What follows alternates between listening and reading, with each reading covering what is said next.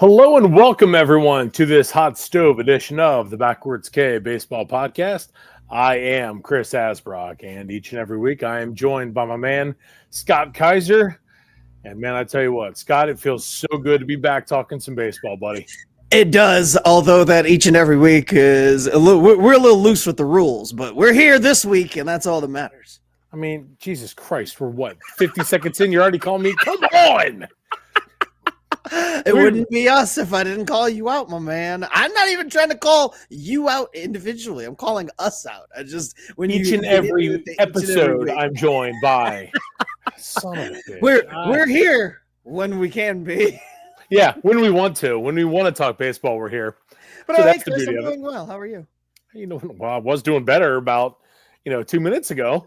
Oh, you're fine. You're fine. It's the baseball off season. It's the best time of the year. You're good. It is the best time of the year. And in all seriousness, it is, nobody does it better than baseball. When it comes to an off season, nobody does it better than Major League Baseball. It is, from the end of the World Series, you're kind of jumping into free agency, then the winter meetings, and then next thing you know, your pitchers and catchers are reporting. So never stops, and it's awesome. Yeah, although I do miss back in the day, I say back in the day, but about 15, 20 years ago when free agency started, and it kind of, started like the NFL and yeah, and other sports. The way it goes in Major League Baseball now, it is so slow played, and I honestly don't expect I put it out of my mind. I kind of forget that it's going on until about Thanksgiving or so, just before the winter meetings start is when things actually kind of get going. Like, there's been conversations and people are meeting with certain players, but it's gotten to the point where it's really weird where in baseball, until the absolute tip top of the market signs, nothing else happens. So everybody just sits around and waits for who's ever top of the class. And I mean, I've become accustomed to it, but I do miss the days of watching the ticker like nonstop and just having the signings come in. Like it used to be that by about Thanksgiving, all the big names were done. Oh yeah. Like it was winter meetings hit. Yeah. The winter meetings, there may be a straggler or two. There would be a big time trade or something, and that would get some excitement during that week. So, but by the winter meetings, the baseball offseason was mostly finished, and you just had stragglers, and now it's become the unofficial start, I guess. Even though the minute the World Series is over, these guys are all free to sign anywhere. Nothing happens. It's kind of weird, but it's still exciting to get to this point and have all the speculation about where guys are going to be. And if your team sucked this past season or things didn't go the way you wanted to, no games can be lost over the next 2.5 months. So if your team signs anybody, all there is optimism about how well that player can fit into your team, or how well things can be for your team the next season, rather than crap. So we just endured 6 months of one of the worst seasons, or a season of disappointment if you're an Atlanta Braves fan, where things just did not go right. Hey, everything's all good in the next couple of weeks if they sign a big name or two, or just, hell, at this point, fill in some holes and get things ready to go for the next season. So good times all around, even though there are no games being played. Well, that is actually, my wife asked me earlier about there's not much baseball going on right now. What are you guys going to talk about? I'm like, there's more to talk about now than when the games are actually going on. Exactly, yeah. There's more going on now than what. I mean, this is a pretty jam-packed episode if and looking at the rundown and everything. I mean, let's get right into it. Yeah. So last week, we put an official bow on the 2024 season as the postseason awards were handed out. If we just take things across the board, the rookie is the year were the biggest ones announced first. And in the NL, we had Paul Skeens, which was not much of a surprise, but, he did go up against Jackson Merrill, who had himself a pretty good season. Came down to him. I think those two were the top two. And then in the American League, you had another pitcher for the Yankees and Luis Heel, who won the award, and much deserving on both of their sides. Oftentimes, Rookie of the Year goes to position players, just like MVP and stuff like that. But in these rare occasions where pitchers do come in and just dominate, seemingly from the minute they pick up the ball in the starting rotation or whatever it may be, as was the case with both Skeens and Heel. And there's no standout position players and on either side of the ledger. This is what you're into, and both of these guys were very deserving. Different seasons, different pathways to getting there. Heel started the season in the rotation, or at least getting spot starts early on, and then kind of rode things through some rough patches later on in the season, growing pains of being a rookie. Whereas we all know the story with Skeens. He did not start the season in the rotation for the Pirates. There's a lot of speculation. When is he going to get brought up? When is he going to, make his debut? And it wasn't until about end of May, early June when he did. And from there, the man almost won the Cy Young. Let's just put it that way. He, a generational type talent that he was touted coming into the league, and he proved to be every bit of it. Wrecking shop all the way to the Rookie of the Year in the National League. Not a whole lot to say about these two awards because there wasn't a lot of controversy, or again, despite the fact that I think you have a couple of decent options over in the National League. The consensus was that these two deserved it, and there wasn't much room to argue about. How did you feel about these two being named Rookie of the Year in their respective leagues? It was spot on. I mean, both rookie pitchers come in double-digit wins. Skeens with 11, Luis Heel with 15, 171 strikeouts and 151 and 2/3 innings for Luis Heel. That was in 29 starts. Skeens, 170 strikeouts. Again, just sheer domination. And viewers and listeners of this show know my affinity for Paul Skeens, and that just continued to, I don't want to say prove me right, because everyone knows how good Skeens is, but it was the verification of that. And both guys well deserving, and it was like you said, Scott, it's a situation where usually it is a position player. This year it was two stud pitchers that made their mark on their respective teams. And imagine where the Pirates would have been without Skeens. They finished last in the division when, I kind of figured they would be a little better than what they were. But, future's bright in Pittsburgh. And you obviously know what the future is in New York. But having a solid pitcher, in each rotation like that for these teams, it was, again, it was a no-brainer. And, they got it right in terms of who won it. And again, we always say it, the future's bright in this league, and it's with guys like Luis Heel and Paul Skeens that continue to show, why we continue to say that. Yeah, and not to harp too much on it, but Skeens just, it wasn't just the numbers that he put up and the expectations that he fulfilled. A lot of these guys, when they come in and they have those type of expectations, do they pass the eyeball test? And almost from the word go, Skeens passed the eyeball test. He was just mowing guys down, even in his first start when he quote unquote struggled. From there on, we quickly learned that the definition of struggling for Paul Skeens was going to be much different than it was for just about the rest of the league. Because we'll talk about the Cy Young here in just a minute, which he is a finalist for as well, which goes to show you, how well he really did pitch, having not started the season in the rotation and being a rookie.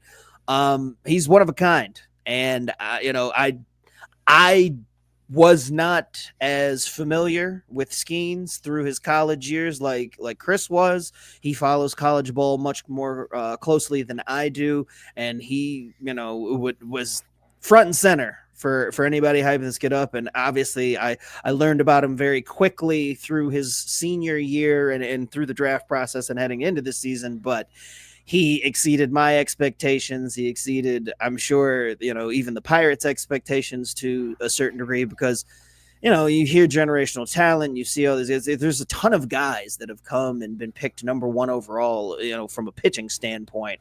and been touted as, the next great thing. And either they don't even make the league in their first year, which, it's becoming more common that now, you're a high draft pick, you're going to see the league at some point, but spend more time in the minors than expected, or come in and just get shelled, or never make the adjustments and become relief pitchers, whatever it may be.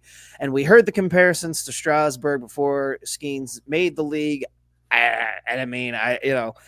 I remember Strasburg's debut, and I remember how I think I knew much more about Strasburg coming into the league than I did Skeens. But for whatever reason, it may just be time and distance and memory, not serving me well, but Skeens seemed to pitch even greater. It reached the heights that even Strasburg didn't initially, because they kept a real tight leash on Strasburg to start his career, and they did a similar thing with Skeens here. But once they let the leash off of Skeens, they kind of let him be. Where Strasburg, I remember the controversy from that first season. I think it was that they made the playoffs when he was there. It was either his first or second season, and they got to the playoffs. And because they were so, keen on keeping him at the pitch count, there was debates and whatnot that raged. He wasn't able to pitch in the postseason because they, had him on the limit. And I have a feeling that if the Pirates had any type of success and made it the postseason, that there was no, they handled Skeens about as well as you possibly can, and that would have, I'm guessing, included allowing him to pitch into the playoffs. Now, the Pirates would never admit it, obviously, but I'm sure that there's part of them that is happy that they didn't have to manage that as part of his workload. Like that's a bonus, but just the way that they handled him, despite the fact that they didn't bring him up to start the season, I think the Pirates did absolutely like textbook on how you should handle a guy coming in with the amount of innings that he had thrown in college and the amount of innings that we expect him to throw throughout his career, and that adjustment from college to the pros being a big leap, like gangbusters for Skeens in his first year. So. Well, we bitched about it, right at the beginning, and the way they handled it. But, because I think, our thing was we wanted to see him up. Yes, it's from a selfish exactly. Reason. It was, but it was like, and looking back on it, I think they handled it, like you said, they handled it perfect, because, now you're saving some of that tread on that arm, and it's, now you're going to give them a full off season now to, build up and everything like that. And, and when it comes into, report time down in Bradenton, there you go. He'll be able to, hopefully go into a season fully ready to, to produce. And it was, you know what you're going to get from him. And that's one thing I did hear. I can't remember. It was on TV, I think is what I saw, or it might've been on another podcast. I don't remember, but they were talking about Skeens Day. Like, you didn't miss when Skeens was on the mound. Like, it was one of those, it was a must. No. It was a tune in. Like, you had to watch it. Well, and even on the days, I was just going to say, even on the days where I didn't necessarily, like, I wasn't in tune with what he was doing at that exact moment he was on the mound. Yeah. It was not very long after that you got reports or updates or whatever, or like Skeens Day, somehow, some way, his stat line, went across my attention. Like, that's it. And you don't say that often, or for anybody in the Pirates organization, for the most part, for sure. Like, yeah, I don't think we've ever said that. Yeah, they're not known for having exciting rookies that you have to stop what you're doing to keep track of. So, although they've drafted plenty of them in my lifetime, no kidding, panned out quite as well as Paul Skeens has for them. So, well, that's the thing. Yeah, it's kind of nice to actually see something like that pan out. And that dude could retire now, and I think we've all been satisfied. You know what I'm saying? Like, that's just from what we've seen so far. It's been that impressive. And and I know that we talked about it when, in the frustration of him not being up, and just how we expect his career to go once he did debut. But I think for me, and I'm sure for you, the biggest concern now is health.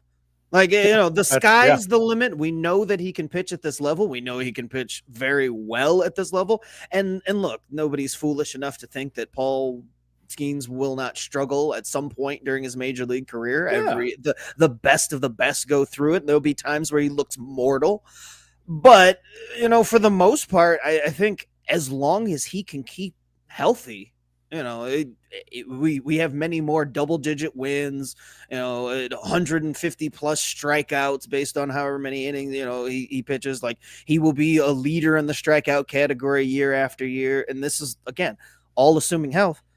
And that's all I wish for Paul Skeens now at this point, is that he spends the rest of his career healthy, and that the comparisons to Strasburg basically end about here, because unfortunately for us in Strasburg, his career was derailed because of injuries, and we didn't get to really see Strasburg finish out what probably would have been a Hall of Fame career, because he started on the same trajectory as just coming out and just lighting it up, but his body failed him, and he ended up retiring in his early 30s. So hopefully Skeens' body does not let him down as much, and hopefully we get to watch him play for a while. And I say this I want him to stay in pinstripes his whole career, as long as it says Pittsburgh across his chest. Agreed. Yeah, I mean, because that's the only other part of Paul Skeens' career that I concern myself with, is how much longer he will be in Pittsburgh, and will he end up in New York? God, I know. And that's the only fear, just injury and him pitching so well and so good that he ends up on one of the New York teams. The good thing is he's a California kid, so I think. Is he? I didn't know. I don't know if I knew where he was from. Yeah, he's California. I'm 99% sure he's a California kid. Okay, so. Well, you know how it is. That never seems to matter. They always find their way out east. Yeah, well, and if the New York teams come back up a Brinks truck, then there's not too many people who can say no to it. It's like, and the way things are going, it's either there or the Dodgers in the short term. So I mean, I'm not gonna lie. I will gladly. I'll do the same. Like, you back up a Brinks truck for me. I'll sell my soul. I will. I got no problems. Fair enough. There's not many amongst us who would say otherwise. But exactly. To keep moving, the next set of awards, a little bit more on the boring side. Manager of the Year, that went to the Guardians' Stephen Vogt and Brewers' Pat Murphy, both first-year managers, both taking over for guys at the very top of their profession. Pat Murphy taking over for Craig Counsell, who got hired away by the Cubs, and then the the shocker of Tito ending up here in Cincinnati. That's where the Stephen Vogt had taken over for Tito up there in Cleveland, and neither of them missed a beat. In fact, I don't want to say it's surprising necessarily that either one of them won the award, but the more surprising of the two to me is probably Vogt, just because your former player going into his very first year of managing, and he had been retired for all of 1 year. He's taking over a team that didn't have sky high expectations, but because of the way that Tito had things set up there, it was a team that, we could easily see getting into the playoffs, which they did. But I think they performed at a level even, it was expected. Yeah, it was not to expected. That extreme, but yeah. It would have been expected if Tito was there, but definitely not for Vogt there, which is, basically why you end up winning a Manager of the Year, is when the expectations are lower and you exceed them by a lot. But very deserving for both. And then, in terms of the Brewers in their situation, I mean, Craig Counsell, nobody knew that this time last year that he was available to there were a lot of rumors that he was going to opt out of his contract and all that, and end up with the Mets because of some of the personnel that had gone from the Brewers to the Mets. And it just, like, in the dark of night, the Cubs came in and ended up getting him and taking over for their team. And so when you have somebody who was brought in Pat Murphy, who once coached Craig Counsell and was his former bench, was his bench coach, and then he gets into the manager's chair, I think expectations were there again. That was like, well, there might be a step back because Craig Counsell's regarded as one of the best managers in the game. But instead, the Brewers outperformed expectations to quite a degree. If it wasn't for the Guardians, then maybe we're talking about him being even the biggest shocker of the year. But both rightfully deserving on both sides. I didn't have any argument with either one of them winning it. The only other one I would have been Vogt, because I would have probably given it to AJ Hinch in Detroit. I just think, with Detroit making, I mean, that would have been the only and other I way. And I did toot the Detroit Horn. I think the problem with Hinch getting it is that the Tigers came on a little bit too late, and by the time that they did and they made that really nice run there at the end of the season, Vogt had done so much for 2/3 of the season that it kind of just overshadowed it. And he did kind of lose sight of it there at the end when the Tigers made the charge. But when you look at the whole from start to finish and what Cleveland was able to accomplish with, again, not really adding much because that's not their MO. And that's the thing. More or less trotting the same guys out there. Like Vogt, I think edges Hinch ever so slightly. Yeah, I mean, I can't argue with either one, but I would have given it. I mean, in my opinion, I would have given it to Hinch, but that's fair. And again, it is what it is. I mean, I won't argue with that assessment because Hinch easily would have been, number 2. I mean, they're all deserving, for what happened throughout the season. They're all deserving. So you can't really, I'm not going to sit here and shit all over them for it. So sure. And then moving on to the Cy Youngs. In the American League, the Cy Young went to since AJ Hinch did not get the manager of the year, his starting pitcher, his ace caliber starting pitcher, that being Tariq Skubal, did bring home the hardware as being the best pitcher of the year in the American League, winning his first Cy Young. Amazing year for Skubal, lefty, coming back. He was injured the year before, didn't come back until I think it was shortly after the All-Star break. So, the second half of last year, he was just getting back into the swing of things. But the minute the offseason started, I remember hearing rumblings that Skubal was going to be an early dark horse to win the Cy Young, come 2024. And so I was not surprised at all the way things went for him. He pitched outstanding. He definitely deserved it. Again, almost every fifth day he went out there, it was a stat line that came across, double-digit strikeouts. I mean, he was just mowing people down. I think the only reason more people aren't familiar with Skubal is because he plays for Detroit and he wasn't in the spotlight. But, soon enough, Skubal will be a household name, if not because he continues to pitch well for Detroit, which I hope they lock him up. To a deal here, because it would be a shame for the Tigers to be have in the rebuilding mode that they are and have a foundational piece that they can build around and not find a way to get that done. But should he end up somewhere else, no doubt in my mind that he will become a household name very quickly. And then in the National League, it was Chris Sale, who also won the Comeback Player of the Year. I had the privilege of watching Chris Sale almost every start this year for the Braves. Truth be told, Chris Sale was always one of my favorite non-Braves pitchers, especially in his White Sox days. I loved watching. I mean, he was, Skubal before Skubal, that lefty who just on the mound and you just knew every single time he was out there, he's going to be dominant. Now, different type of Chris Sale, in his age 35 year. It's much different than when he was in his White Sox days, when he was out there just blazing fastballs and striking out seemingly everybody in the world.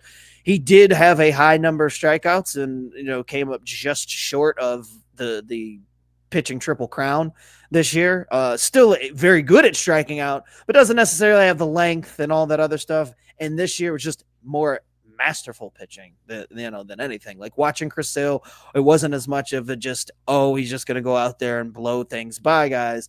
He knows how to pitch now, which is what you hear a lot about older guys.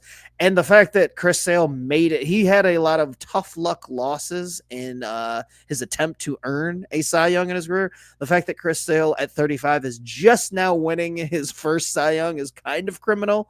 But then when you factor in all of the injury years and all that other stuff, and I looked at some of the years when he came up second and then came up short, and it was, in years that you're just like, well, the guy that did end up winning it just barely edged him, and it played for a team that was contending. That also hurt Sale there for a little bit, but much deserving for him to get it now. So Skubal and Sale, two lefties at the top of the pitching. Your thoughts?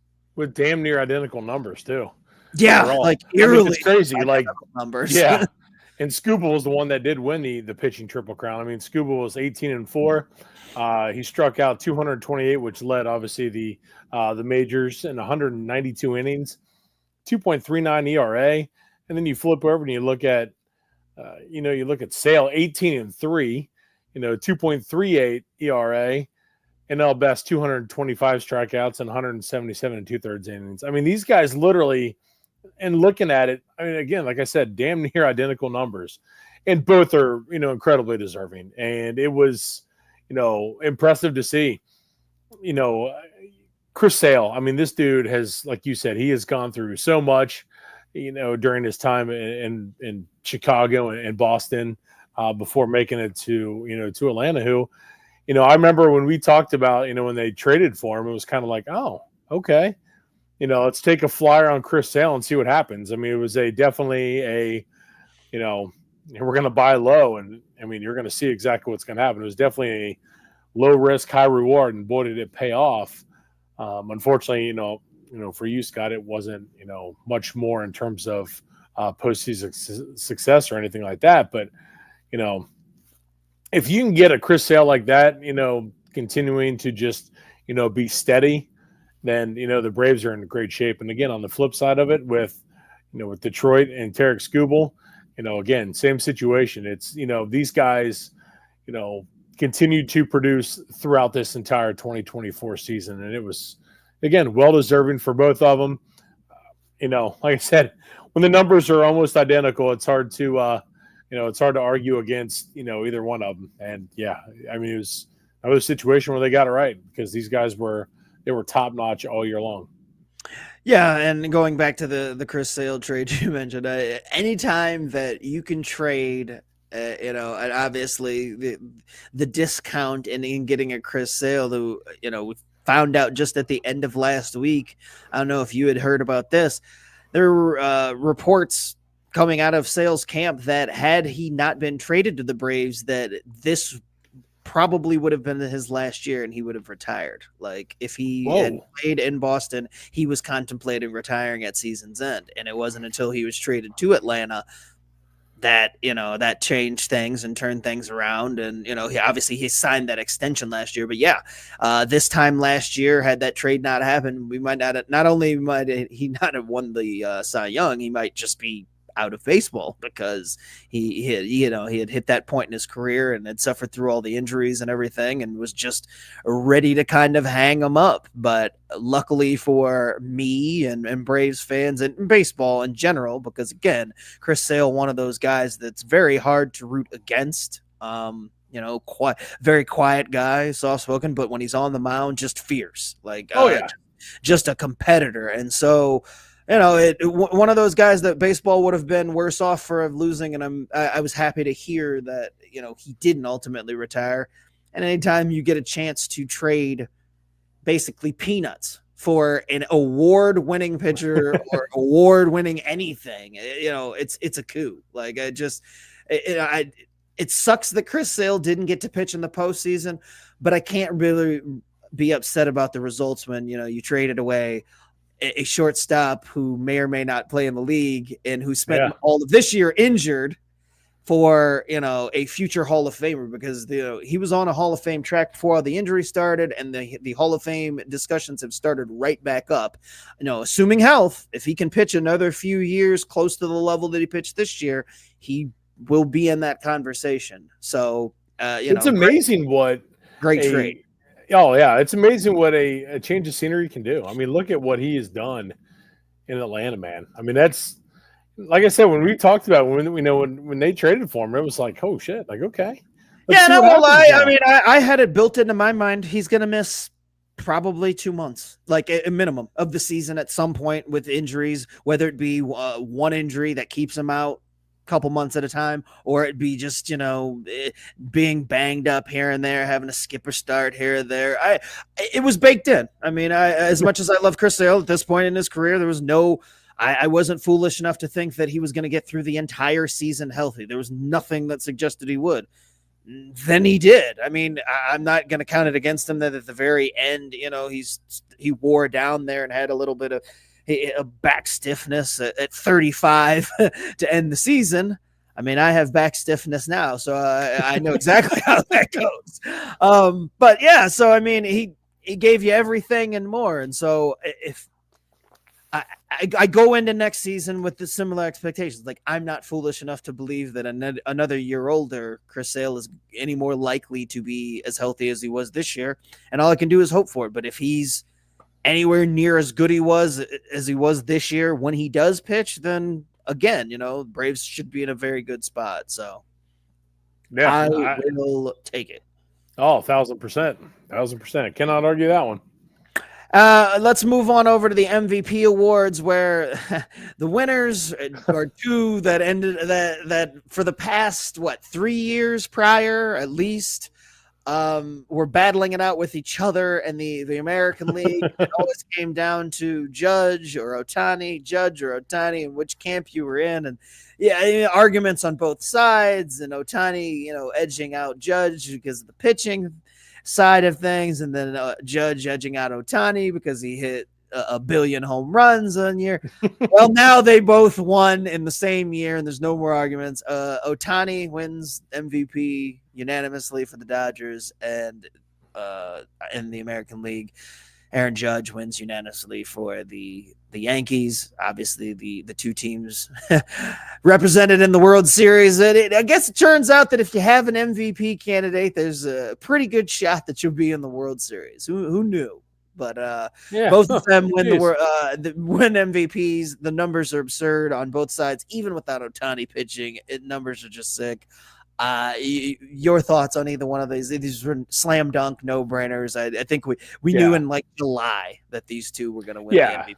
So there's not much else to say, really. Yeah, I mean, status quo. Yeah, they deserved it based off of the seasons they had. So, more props to them. Yeah, hell of a season. Great job, boys. Yeah, and I mean, and that kind of puts a wrap on everything from the season. They announced the Gold Gloves and all that, but going through that's whatever. But those are the biggest awards and the most important awards for the individual accolades as far as the game, and that's 2024 in a nutshell, I guess. And we can turn the page now in 2024. All of that is officially done. And we move into hot stove season, which began in earnest immediately after the World Series was over. And like we kind of alluded to at the start of the show, it's been slow going. There's been a bunch of players that have been non-tendered contracts, so they have become free agents. No shockers, a couple of maybe eyebrow raisers here and there, but nobody was let go or not offered a contract that was shocking. And on the flip side, nobody has really signed a contract in the time since the World Series, and that would be all that shocking. Going to the Braves, because that was one of the first things that maybe kind of raised eyebrows, but they did release, or they did not offer Travis d'Arnaud the option on his contract. They declined that, and he quickly signed with the Angels. And then the Angels today also, the Angels seem like the only ones doing anything this offseason so far. Today they signed Yusei Kikuchi to, was it a 2-year deal or a 3-year deal? 3-year, 63? 63, yes, yeah. 3 years, 21 a year. Yeah. And honestly, Yusei Kikuchi is the biggest name off the board at this point in the offseason.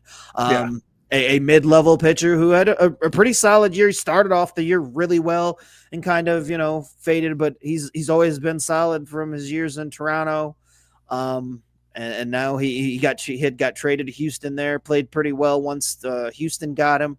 More similar to what he had earlier in the season, and then became a free agent. Houston, I guess, didn't find the need or have any need to bring him back, and he now finds himself an Angel. So that's the biggest move that we have of the offseason. Solid move, but two moves for two players that you're just like, they're not going to make much of a difference on that franchise. So kind of is what it is on that front so far. We have not gotten into the heavy hitters yet, but it is heavy hitter season. So all the rumors swirling, all the talk surrounding Juan Soto and Corbin Burns and Willy Adames, and and quite frankly, I feel like I've heard a lot more about Garrett Crochet in the last 48 hours than I have anybody, because his name seems to be pretty hot amongst all the contenders and teams looking to improve themselves in this offseason. So we move into that. Your thoughts so far on what the hot stove has given us, and what you're looking forward to the most over the next couple of weeks. Like, who are you really excited about to see where they go, and who are your top guys that you want to see in a new spot, or hell, going back to their old ones? I mean, overall, it's the the heavy hitters that you were saying. I mean, obviously Juan Soto. Everyone is on Juan Soto watch, which I did hear today that they're expecting Soto to be signed by the winter meetings, which is interesting. That's he's obviously the biggest. He's the biggest fish out there. You got guys like Blake Snell, Willie Adames.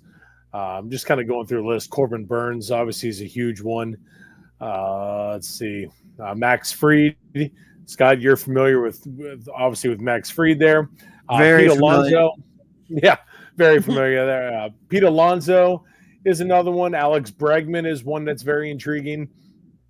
I think in terms of like overall, I think a guy like Anthony Santander is one that he's not a huge free agent, but he's an intriguing one to me because I think that from what he adds, power hitting, right-handed outfielder, it's, a lot of teams could use that. Obviously the Reds, for example. And I just read something today that the Blue Jays are in heavily on him. But again, it's there's so much intrigue, and I think this year, because last year it was strictly Shohei Ohtani, and we knew that Ohtani was going to be with one of 2 or 3 teams.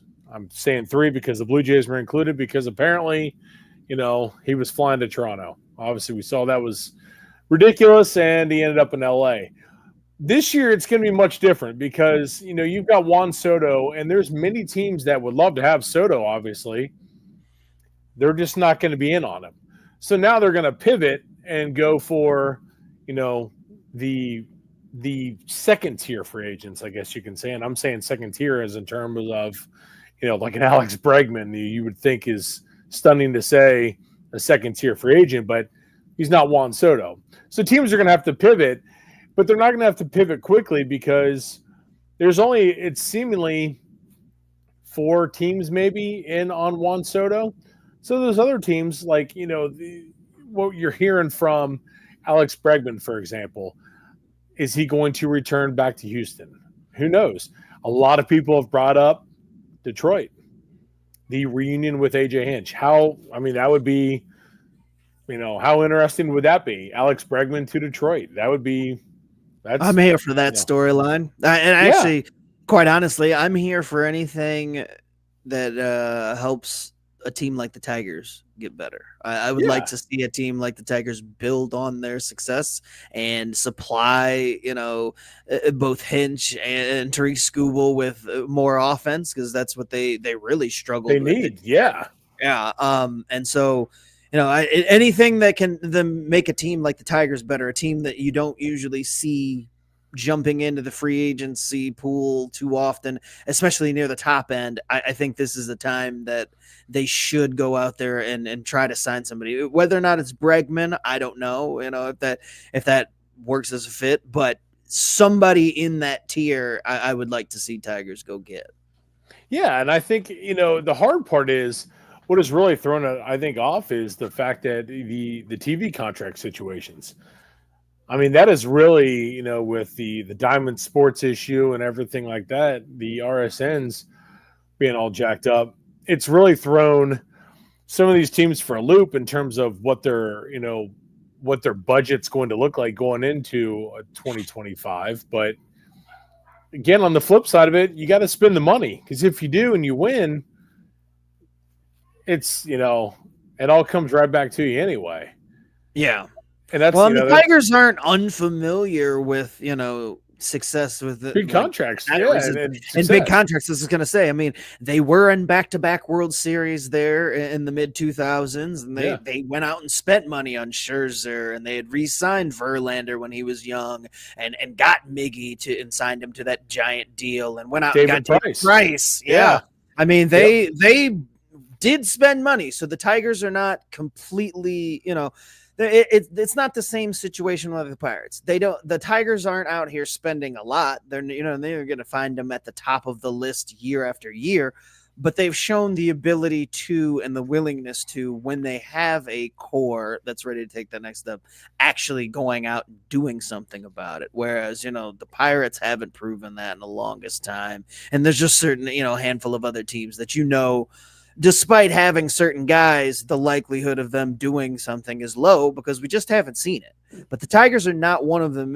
Not that long ago that they were right there in the conversation, if nothing else for the playoffs for, at least a 5 to 7 year window there, which, when we were growing up, it sounds crazy that there were, because I mean, the Tigers for most of my childhood were complete dog shit, for lack of a better term, just horrendous. Yep. So, they've fallen back into those kind of old ways and started from scratch on the rebuild. And it's been a slow process for them. And they've missed on, some draft picks that's kind of set them in a slower patch on this. But if they, now that they have kind of gotten things into place, this would be a nice time for them to make that move and get into the conversation and stay there for a little while. I mean, because playing in the division they do in the American League Central, we know that it doesn't take that much to get in a competition. Look at the Royals. The Royals just last offseason went out and spent $60-70 million on some, contracts, and they weren't huge names. They weren't necessarily big impact moves, but just like that, Royals were, in the playoffs. So it doesn't take long if you're willing to spend the money and put in the work. And sometimes it's just those little depth moves that you do that make all the impact, worthwhile. And that's, like you said, with Detroit, bringing in a guy like a Bregman to reunite with AJ Hinch. Why not? If you can do it financially, go for it. Yeah. In a division that is, that one is certainly ripe for the taking, because you're in a battle with four other teams, but you all beat up on each other. That, three of those teams made the playoffs last year? That's pretty impressive, for the American League Central, when usually it's just one, but those teams don't seem like they're going anywhere, So, you've got the talent, continue to go for it. And, for, like I said, I saw something with Toronto with Anthony Santander. That sounds great, but what else has Toronto done? Like, for them, bringing in a Santander is not smart. Yeah, it really because is. they've got so much other crap they got to do. They're springing leaks everywhere. Yeah. Cincinnati, bringing in Santander, boom. That makes all the difference in the world right there. That changes everything, bringing in somebody like that. So for the teams now, are they going to bring him in? Probably not, because he's going to be out of their price range, most likely. You never know. But sometimes, seeing it's the funny part of the hot stove season is seeing all these teams connected, and you also have the mystery team that pops up every now and then for a certain free agent or, somebody like that, or even any trades. But, it's what it comes down to is, in this type of situation, it's going to be the usual suspects that are most likely going to be bringing in the big fish. That's, most likely that's going to be the haul. The top end, I'd say the top 7 or 8 guys, you probably pencil them into New York. I mean, I have to throw in the Cubs because they throw around a lot of money, and then obviously either one of the LA teams, and that's the top end of the market. That's why I actually get more excited, kind of once you hit that second and third tier, because those are the guys that don't get talked about as much, but can make just as much of an impact if they go to the right team. Plus, a lot of times you see those second and third tier guys, they might end up as a package deal on some team. And then all of a sudden you're getting 2 guys that were, second tier instead of just one. And, depending on the makeup of your team and how things go, that can make all the difference too. Signing 2 guys to moderate contracts sometimes just makes more sense than going out and getting a Juan Soto, because everybody in the world wants a Juan Soto. There's 30 teams in Major League Baseball right now that would love to have Juan Soto playing somewhere on the diamond for them. Only one's going to be able to do it, and there's only about 5 that could honestly afford it, based on the numbers that we're hearing. So it turns to, well, what about the other guys? Teoscar Hernandez, after he went out there and helped the Dodgers win a World Series, where does he end up? Does he go somewhere? Is he a piece to help another team win this following year? Corbin Burns is exciting because he's the top pitcher listed, but where does Max Fried end up? I mean, if Fried has spent most of his career being kind of underrated playing in Atlanta, just because he's very quiet and just goes about his business. Not one of the guys that usually gets talked about, as at the top of the game. It's always like a bunch of guys get listed. It's like, oh yeah, that's right, Max Fried. He's going to make a huge impact somewhere he goes.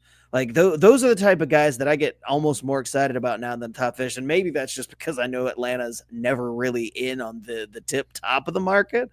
But I'm curious, Willy Adames, like where does Willy Adames end up? He's going to change the first, and I know he's closer to the top of that list than he is, the second and third tier. But this class it's definitely a step down in quality, I feel like, from like last year, because last year was just so top heavy with Ohtani, but then you still had other guys coming in. You had Yamamoto out there and some of those guys. Now we do have a few more Japanese imports with some big names inside the game that are coming, but it's not nearly the type of hoopla surrounding their arrival, even though they may end up having similar impacts, as their career progresses. There just isn't the fanfare like there has been for, Yamamoto, and even Yamamoto and I'm the one that went to the Cubs. Shota Imanaga. Yes, Imanaga. There was quite a bit of fanfare surrounding him. So I'm more excited to see where those guys go, because like I said, it's a foregone conclusion that the tip top of the scale is going to end up in New York. And now I will say there's been rumors out there that Boston is willing to get back into the spending money game, and I'm kind of hoping that they do, just to make it more interesting out there for some of these top end. If it's another option for players to go to, please give it to me. I was just kind of going through while you were talking there. I was looking at the MLB trade rumors, going through the free agent predictions, and the Boston's, they've popped up a few times on some of these guys, that some of these writers have predicted. I'm all for it, man. I mean, I guess the talk is that they finally are to the point of kind of being a little bit embarrassed. They've been out of the conversation and have done next to nothing the last few off. Yeah. They signed Devers to that big extension, but that's really been about it for the last couple of years. And this is a team that used to be right there. It used to be, before the Dodgers really came into the picture, it's like, well, the top end is going to end up in Boston or New York. Exactly. That was it. And, and now LA has kind of taken that spot as well. They're going to end up in LA or New York. It'd be nice if Boston got back in there, just so that there's another team in the mix to kind of make this more like when there's one or two teams constantly sucking up all the free agents, it gets old in a hurry.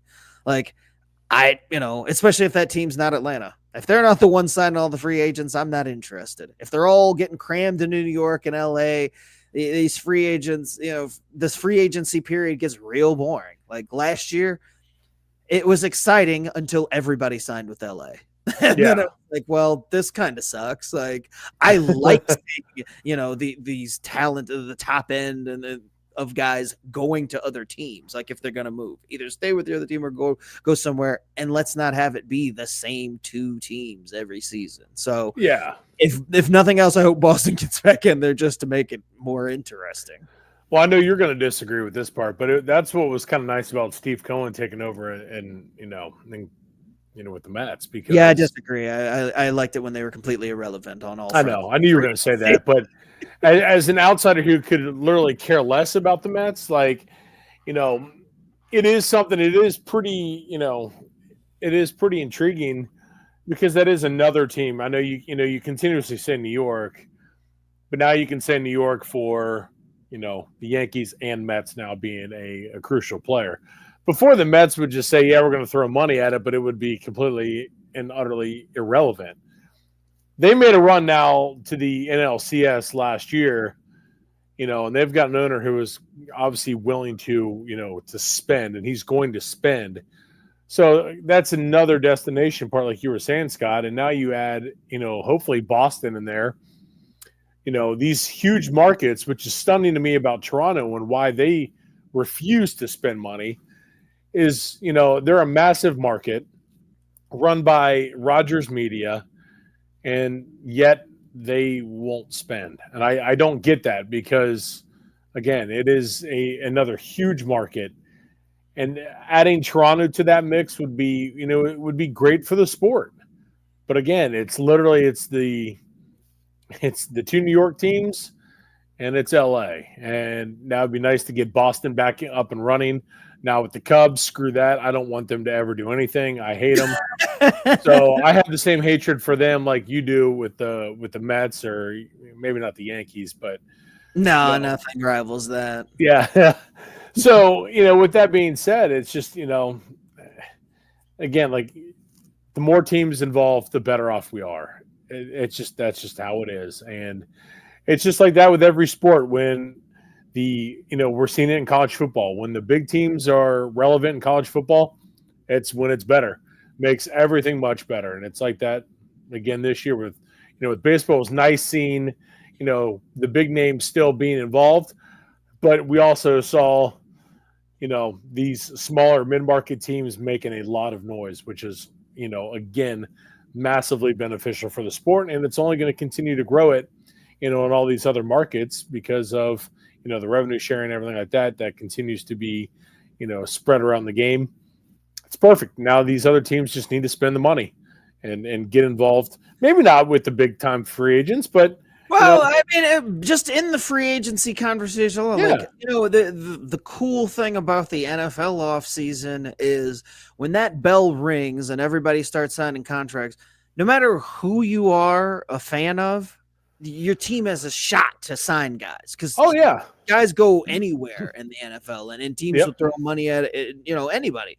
There is no, well, we're in this market or we've been this bad. Now, I mean, the likelihood if your team's near the bottom that they're gonna just go out and sign one of the top free agents is not huge. Yeah. But it's not impossible. Like we've seen teams play at the high end of the free. In baseball, that's not the case. Like, you, like I said, that the Pittsburghs of the world aren't going to spend money. That the Marlins are going to sit on their hands. There's a good third of the league that, when free agency starts, they're just not even in the conversation.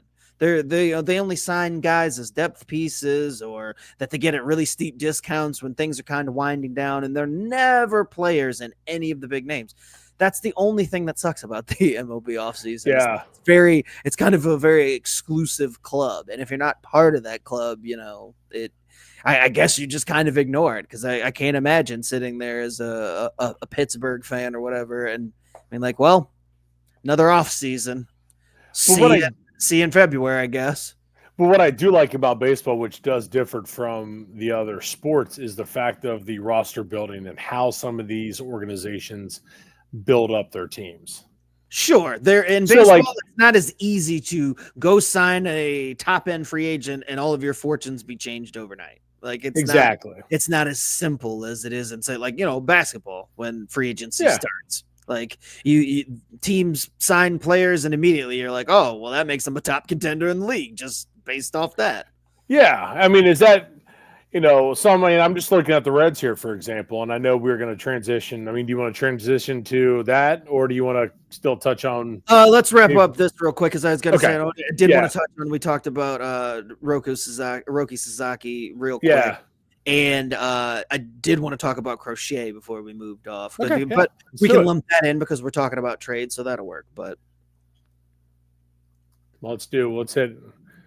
Did you? Well, let's talk about Sasaki real quick, just because Okay, yeah, go ahead. he had alluded to the fact that there would be some more imports this year coming from Japanese leagues, and again, not as familiar to those outside of baseball, or if you don't follow it like Chris and I do, but Roki Sasaki is 23 years old, and by all accounts, should be every bit as good as Yoshi was coming in this year, if not better. Like, he profiles, because he's 23, throwing 100 miles an hour, to be one of the best pitchers that Japan has ever, sent over. Now, the part with the moving parts with him that have kind of thrown things off and kind of dampened the excitement of him coming over is that, like Shohei, he is not coming over with a posting fee. He won't be eligible to sign until the 15th of next month, when the international signings begin, and then teams can use their pool money to throw at him. But he'll also be signing a minor league deal. He won't be signing for, a $300, $400 million contract like Yamamoto did. It won't be anything like that. And there's rumors and conversations that, because of the giant I guess, like, spectacles that have been held with some of these players that come over, he's a little bit more low key, and he kind of prefers to go somewhere that might not necessarily be in LA or New York, or a media market where the attention's going to be so focused on him all the time. So that's kind of interesting to me. That but is. I'm super excited to see him come over, because, like I said, if the reports are as accurate as they have been for Yamamoto and Shohei, we're in for a real treat when he comes over here to start throwing. This kid's a freak. I mean, if you got a chance to watch him in the World Baseball Classic, then you were in for a treat there. I think, what makes this interesting is everything you had just said, Scott, was the fact that it's going to be a minor league deal. And basically, this opens it up for every single team now. And what more could you ask for? Any team now can bring him in and have them, under a very, very – it's basically the same situation that Shohei Ohtani was in with, the Angels. That was, a very cheap deal. I mean, if you look at it for what Ohtani was and how much he was getting paid, man, I mean, it was theft, basically, for, what the Angels had him for. Same situation's going to be like that for Roki Sasaki. I mean, 23 years old, and this kid, like I said, is a freak. And it's just another Japanese import that is going to be, just incredibly exciting to watch each and every game that he's on the mound, on a major league mound. So, for some of these teams, and the Reds have always been a club that has been very active in the international market, and they do a great job internationally. So, you wonder, and I heard this on another podcast, and actually, Scott, I had sent it to you, talking about Roki Sasaki. They were, it was the Locked On Reds podcast. I will mention it. They're not real competition for us. We were, but I listened to them. What's that? I said, but who is? Well, that's true. Yeah, nobody's going to really compete with us clowns. So there you go. But I was listening to them. They were talking about it, and it was brought up perfectly. Like, Cincinnati would be a perfect landing spot for him. Not a big media market. It is one that it's a low key. It'd be a low key situation for him here. You're not going to have all the eyes of like a Los Angeles or New York, shining down upon you. It's not going to be that situation at all. It would be one where he could go out and do his thing with very little pressure and just go out there and produce and help this team win. And again, with it being the fact that it is a situation where, you've got, the international pool and minor league deals and everything like that comes along with this certain situation. This adds up for, a team like the Kansas City Royals to make a move. Even Detroit. A lot of these Midwestern teams that aren't huge could come in and make a splash with a Roki Sasaki. And I'm all for it. So that's the beauty of a situation like this, as opposed to what we saw with Yamamoto last year with all the hoopla and everything like that. We have that chance now, for something different with a Japanese import coming in, you know, this offseason. So, again, I'm all for it, man. Can't wait to see exactly how this one plays out. Well, I will say before we move on, you and I have kind of talked about this.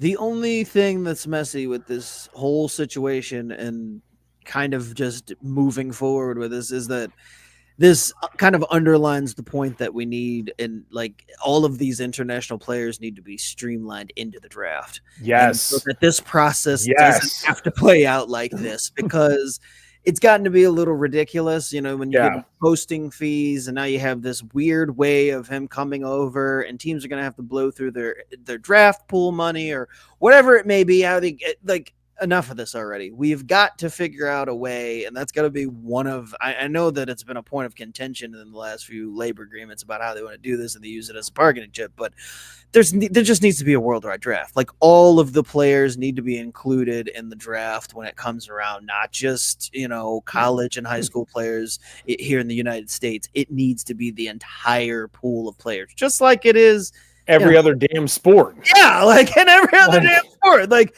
we hear so much about, Italian players and France players and all this other stuff coming in the NBA, and even in hockey, there's players coming from Europe all the time. And yet baseball, oh, well, there's going to be this Japanese player posted, or there's going to be this Korean player posted, or whatever it may be. But you got to wait to the off season, and it's totally separate from the draft. And we've got this period for this and this. It's getting confusing and it's getting frustrating. Yep. For me as a fan, because I'm like, another way to promote the game is to have these players coming in and have that hype surrounding them and have that fanfare. Like, a Sasaki could be just as hyped up as like a Paul Skeens. Imagine if this was the start of the draft and there's an argument about where he should go top 3 or whatever it may be to some team.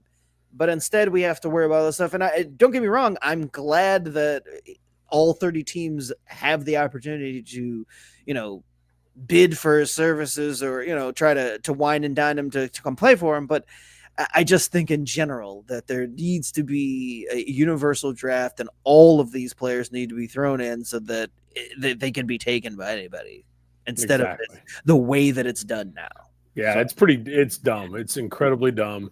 Yeah, it's backwards. Yeah. Like, it's just none of it makes sense. Yeah, you want the game to be global, but at every turn you put in all sorts of roadblocks. And we've talked before about how, like, within the Latin American countries where they take advantage of the way that the draft is, and because these kids aren't in the draft and they sign these handshake deals, and then they can back out of them at any time, and just all sorts of just weird things go on that could otherwise be eliminated if you just put everybody in the draft pool and had it normal like every other sport does. So, excited to have more imports and more players come from around the world to play baseball and shine from different parts of the world. But it needs to be much more uniform and easy to go. So Mike chiming in to say that he'll go the other way, do away with the draft altogether, and every player is just a free agent and can sign anywhere as soon as they are eligible. That's asinine. Which, I mean, I've heard that, before they're talking about, like, just sports in general, like, especially with like the NFL draft, that's a big thing where it's just like, well, why should players be forced to go? Everybody should be able to choose their own employer, and you'll create the free market. And I have seen like but it's international soccer at that point. Then, well, that's what it would be, and that's fine. But also, there's just something about a draft that's just fun. Like, I'm all for it. A draft in all the sports where it's like there's luck involved, and they've taken out, like, tanking and stuff. And I do like some of the rules that that baseball has implemented for the draft. Like, I think I saw where it was like, it may have been the Pirates this year, or it's somebody else though, that they're not eligible for a top 10 pick because they picked top 10 like 3 years in a row. And even though they finished top 10 record wise again, they're now pushed out of it, or it's like the lottery, whatever the lottery picks are. They're no longer eligible for the lottery. And they have That's awesome. Outside of it, it's good thing. And I love it because it's a way to prevent teams from just going out there and tanking. So I don't want to get away. I don't want to do away from the draft because it's a fun part of all the sports to me is getting that whole thing together. But I do understand the thought process behind just opening up the free market and having players just sign wherever, and hopefully that you'll get it. But unfortunately, when it comes to baseball, I feel like it would just be a bunch of losers signing with the New York teams. And I dreamed to play for the Yankees my entire life, so they just have and it being different than other sports where you have the minor league system, they could just stockpile all of those guys in the minor leagues. So. Yeah, and then of course Mike pointing out that if you completely get rid of tanking, it would be a do-away with the draft. Well, yes, but again, I'd rather have rules in and keep the draft than doing it that way. Bingo, so. Exactly. Moving on from the draft and free agency, let's talk about trades because we mentioned Garrett Crochet, big name on the trade market. He hasn't been moved yet, and all signs point to him being moved for quite a substantial package for whatever teams it does get him. But we did have a trade this weekend here in Cincinnati, and I'm going to let you take the wheel for that one because it obviously affects you, and it's one we both immediately said, wow, that's a good deal for both sides involved, but specifically Cincinnati, who has struggled to find pitching over the last few years. Yeah, this is one where we were just talking about the intrigue of building rosters in Major League Baseball, and this is one that was done on Friday night, and again, this was a long rumored for one player, but then I guess you could say it was kind of brought up, a couple weeks ago, that the two sides have been talking. And this is the Kansas City Royals and the Cincinnati Reds finally made the, long rumored trade from a couple weeks when it first was brought up. Jonathan India going to Kansas City, along with Joey Wiemer, an outfielder, for Brady Singer, starting pitcher. Singer and India were teammates at the University of Florida, which is pretty awesome. Now traded for each other. This was a deal, like you said, Scott, that is beneficial for both teams. One that both teams traded, from a position of depth. And I think this is one that we say is the perfect deal. I said it as soon as it, was announced. I was on, the Backwards K account, talking about how great it was. And I even did a Twitter space, like the following day or, the next day or something like that, talking about it. I'm a huge fan of this deal because this is one where Jonathan India here seemed like he was a player without a position, with Matt McLain coming back. Matt McLain was going to be your second baseman. Then you've got Ellie De La Cruz at third. And then you've got Noelvi Marte at third. Ellie at short, and then Marte at third. The Reds needed starting pitching. Now they extended the qualifying offer to Nick Martinez, the 1 year, $22.05 million offer. Nick Martinez took that offer. He was the only player in baseball that was offered the qualifying offer who took it. It was a no-brainer for him to take it, and it was a no-brainer to me for the Reds to offer that qualifying offer. I love it. And now you bring in a Brady Singer now to your rotation where you're going to have consistency and depth. Now you have a rotation that is going to consist of obviously Hunter Green, Nick Lodolo, when healthy, Nick Martinez, Brady Singer, and one of multiple options. We saw Rhett Lauder last year towards the end of the year, and he pitched very well. What are they going to do with him? Is he going to start off in the minors? Is he going to, be one to where he is up, with the big club after spring training? That's one to look out for. But this was a deal that had to be made, and I think Nick Kroll and JJ Piccolo of the Kansas City Royals did a perfect job in manifesting this deal and making it happen. This was perfect for Kansas City because they got their leadoff guy. Jonathan India is going to be their second baseman who's going to bat leadoff. He's going to be able to get on base for the likes of Bobby Witt Jr., Salvador Perez, Vinny Pasquantino, guys like that. Again, this is a trade that it was a no-brainer. And it was long rumored that Jonathan India was on the trading block. And apparently, from what I had heard, that the Reds and Royals had started talking pretty much immediately after the season had ended. They had kind of, gone back and forth on the parameters of the deal, and it just continued through the GM meetings a couple weeks ago. And that's when it came out that the Reds and Royals had discussed this deal. Again, so glad they made it happen because as trades go, this was a perfect one for both sides.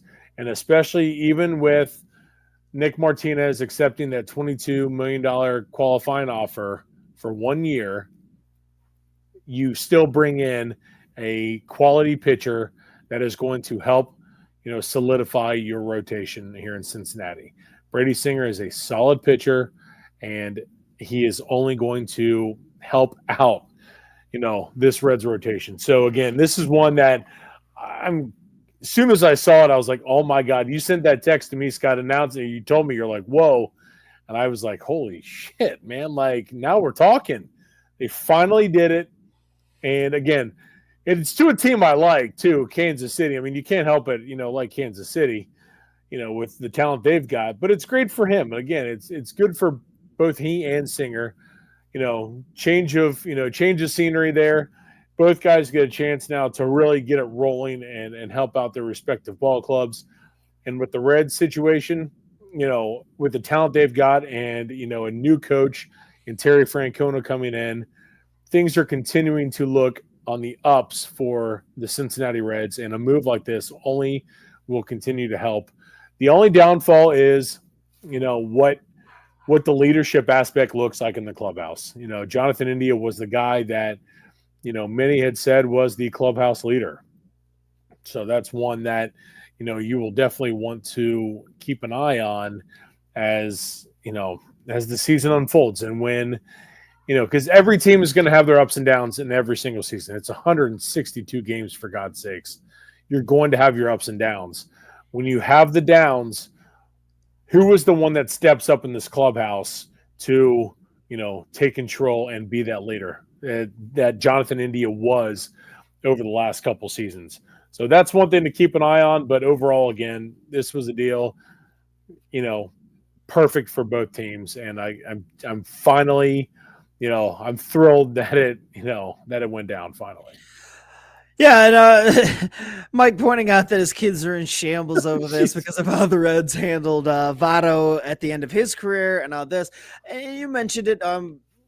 India is a fan favorite, has been for his time here in Cincinnati. But I do think too that time had run out on him here in Cincinnati. He doesn't have a home as far as position wise.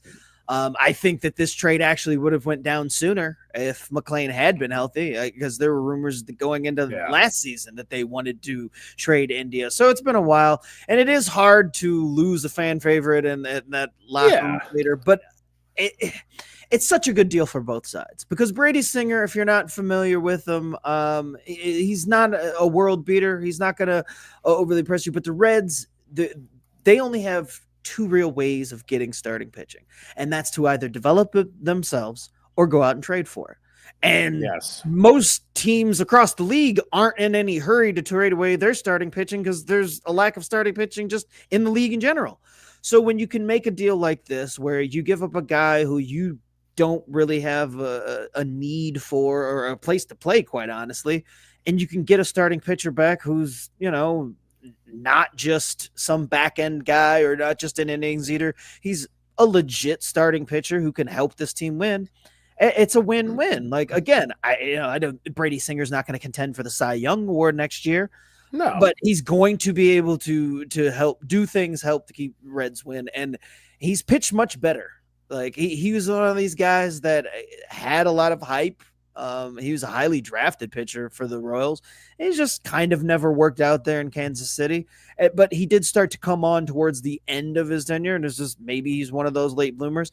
And if he can come to Cincinnati and just keep it in the yard, I mean, that's pretty much all that they can ask him to do. I mean, he pitched more innings than any other starter did for the Reds this past season. So if nothing else, he's definitely going to give you innings, but he was pretty swell in the strikeout department as well. Like he's no slouch. So they're getting a quality starter. The Royals are getting somebody that they need to fill the spot, and a good leader in India. So it's the thing I told you, that this was a rare win-win trade in baseball, where I like that for both sides, and I don't think either team got over.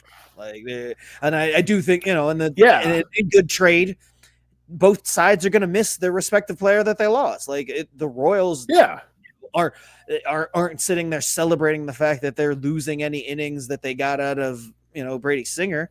And the Reds aren't celebrating that, while they didn't have a place to play for India, that, oh, hey, our team leader, clubhouse guy, we've got to ship him off. Like, these things happen. And sometimes and this is the classic case. You have to give to get, and both teams comes out better for it. So I like this trade.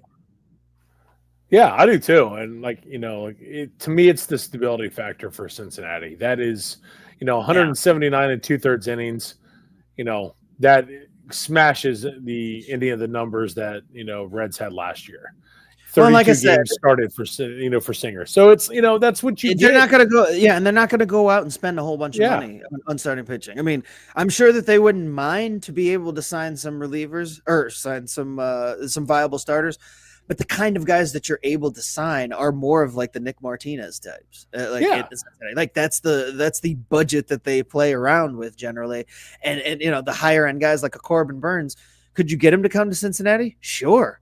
But are you going to pony up $300 million to make that happen, which is what it would take for somebody like a Corbin Burns to bypass other places and to come pitch in Cincinnati, where it's not a pitcher's heaven to pitch here. Like, it's a tough place to pitch. So, guys take that into account when they're signing with a place like Cincinnati. Even if they were in a win now window and had a team set up, it's like they still have to second guess the fact that, I'm pitching in a ballpark that's only second to Colorado as far as how hard it is to pitching there, pitch in numbers wise. So, you have to do this if you're the Reds, because it's really the only way that you can get starting pitching without overpaying for it. So, and here I am pissed off during the draft when we take Chase Burns when Jack Caglione's out there, and I'm like, that Jack Cags is my guy. Yeah, I want to see dingers. And it's freaking Chase Burns, and I'm like, are you freaking kidding me? But funny that you should mention it. Isn't Caglione in Kansas City? Isn't that who? Yeah, he's in Kansas City. The irony. Yeah, he's in KC. So that's why I'm not too upset about it. But again, if you look at what the Reds have done, look at the guys that the Reds have a ton of solid starting pitching coming up through the pipeline. I mean, they really do. Chase Burns, Chase Petty, Rhett Lauder. There are some studs that are coming up. And I want to say the one that they just protected, I keep wanting to say like Luis May, I think was his name, was a guy they protected in the Rule 5. So they added him to the 40-man. This dude's a stud, and he throws, I want to say it's, like low, like low hundreds, like, 102 or something like that. He's got nasty, nasty stuff. And he's one that, can be a major factor. They think, highly of him to where he can be a major factor on this ball club, hopefully within the next couple of years. Obviously, they thought highly enough to protect him in the Rule 5 to add him to your 40-man roster. So there's that. But again, it comes down to it. Like you said, Scott, the Reds are not going to sign any of these studs to anchor the rotation. So you got to go out and you got to draft a Nick Lodolo. You've got to draft a Hunter Green, a Chase Burns, a Chase Petty, a Rhett Lauder. These guys you've got to bring in via draft or trade. And that's the only way they're going to be able to do it. So, again, bringing in a guy like Brady Singer I love Jonathan India. I never understood the hate for Jonathan India. It seemed like that he would get a lot. I never got it. But, if you can turn Jonathan India into a solid rotation piece, count me in. I'm all in for it, and that's what the Reds did here. And again, this is a rare win-win major league player for major league player deal. And again, it's going to benefit both teams in 2025 and beyond. Yeah, and like I said, that's the first meaningful trade of this offseason with the specter of Garrett Crochet there in Chicago being probably the other big one. But the good thing about the hot stove season is there's always a trade or two that can happen out of nowhere that isn't rumored. I mean, the Chris Sale deal is a prime example about that. So as exciting as it is to see where all the free agents end up, and in the known trade commodities like a Garrett Crochet who will definitely get moved, it's just as fun to have these type of deals popped up. Well, they may, there may have been rumblings about them, but they kind of just they supplement all the excitement of the free agency turnstile. So we'll keep an eye on the trade wins over the next few weeks and see how they. And at the end of the day, it might be more exciting than where some of these free agent sign if they all end up in New York and LA. Any damn. Yeah, it's all moot point anyway. But before we wrap things up tonight, the Hall of Fame ballot is out for this coming year. The 2025 ballot was released while we were away. Plenty of new faces added on there, but let's get started off with the returnees this year. If you don't know from previous years, we've got Bobby Abreu, Carlos Beltran, Mark Burley, Torrey Hunter, Andrew Jones, Andy Pettit, Manny Ramirez, Alex Rodriguez, Francisco Rodriguez, Jimmy Rollins, Chase Utley, Omar Vizquel, Billy Wagner, and David Wright.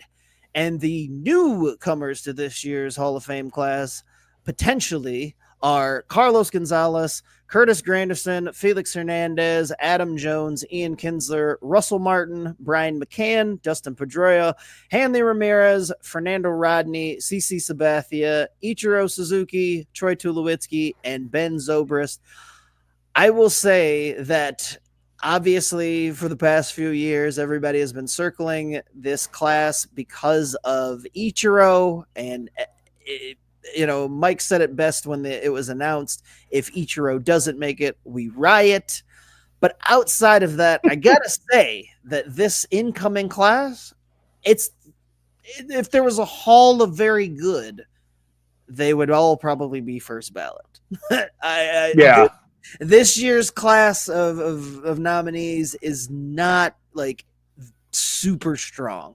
In fact, there's only 3 names, and we're going to get to our ballots and the 10 people that we'd be treating. But I think there's only 3 names on the first year. Maybe I can be talked into 4 that I was really like I would have them on my ballot out of the 10. What about you? Your thoughts on the class? I guess the newcomers, because we've already known about the other ones for a little while. It sucks because there's a lot of guys on there that I love, and I just don't know if they are Hall of Fame worthy. That's the problem. A lot of guys that I had a lot of fun watching throughout their careers, and we are very firmly in this pocket of guys that start to finish watch these guys' careers. Like me, Carlos Gonzalez, as a Rockies guy, like as a Colorado guy, I freaking love Cargo. Well, and he had loved him. He had a 3 or 4 year window where he was unstoppable. Like, he was unreal. And it was like every time, because we try to go down to Great American every time the Rockies are in town, and it was like every time I went, that dude's hitting balls into Newport, and it was just like, freaking loved it. But is he Hall of Fame worthy? No, and that's what sucks because I'm like, dude, it's so good that I love seeing him on the ballot, but I'm like, dang it, like I can't. I just can't do it. Now, the problem is, and I told you this before the show, I left my Hall of Fame ballot at work, which is a great place for it, that had all my notes on it. So, to be honest with you, I don't remember who the hell I voted for in my 10. So, well, that's a problem. I do know that I did have, so I can kind of go through here. Okay, let's go back to let's just go to the returnees, because we'll start with the returnees, because I feel like that's where the heaviest part of mine is. Yes. So yeah, we'll go through there, and I'm going to say, so did you have Bobby Abreu on your list? I did not. I would not either. Carlos Beltran. Yes. Yes, Carlos Beltran gets my vote. So that's one. Okay, good. There we go. Yeah, absolutely. Mark Burley. I did, yes. I think I can't do Mark Burley. I think he had a career that very underappreciated, in my opinion. Agreed, but I just don't feel like it was Hall of Fame. Like, He's very good. Mark Burley was one of my he was one of my favorite pitchers to watch, like, during his career. And you're right. I absolutely think that he got overlooked a lot, and that, which is weird to say, playing for he won a World Series there in Chicago, but he just, for whatever reason, was never one of the very tip-top pitchers. And so, yeah, Hall of very good for Mark Burley. I could not put him on my ballot. Torrey Hunter. I struggle with this one. Yep, so do I. I think I want to say yes, because I think he had one hell of a career. But then I'm like, is it Hall of Fame worthy? That's the hard part, because I know we're going to touch on Andrew Jones here next. In fact, I'm assuming, do you have Torrey Hunter? Because I've got Andrew Jones in. Okay, see, my thing with Torrey Hunter is he's literally either last man in or first man out. I know. He's the one I struggled with the most, because love Torrey Hunter. And I think maybe his career was Hall of Fame, maybe. But gun to my head, it's I'm tough. probably leaving him out. Yeah, if you can only vote for 10, I found myself leaving him out, and it's like, when I get to who I'd probably vote for him on the new crop of people, you'll understand kind of why. Like, they both are kind of very similar in who they are, but it's like, ultimately, I probably leave Torrey Hunter off my list. Not because I don't think he was an Hall of Fame worthy, but he gets nudged out by the rest of these people. I think, to me, he gets nudged out by Andrew Jones. Like I've got Andrew, because Andrew Jones was firmly in for me. Andrew Jones. Well, no, hands down, Andrew Jones is in. Yeah, Andrew Jones is like one of the first people I'm putting on my ballot. But what I'm saying is, if you're going to compare him and Torrey Hunter, I'm going with Andrew Jones. That's how I'm looking at it. Sure.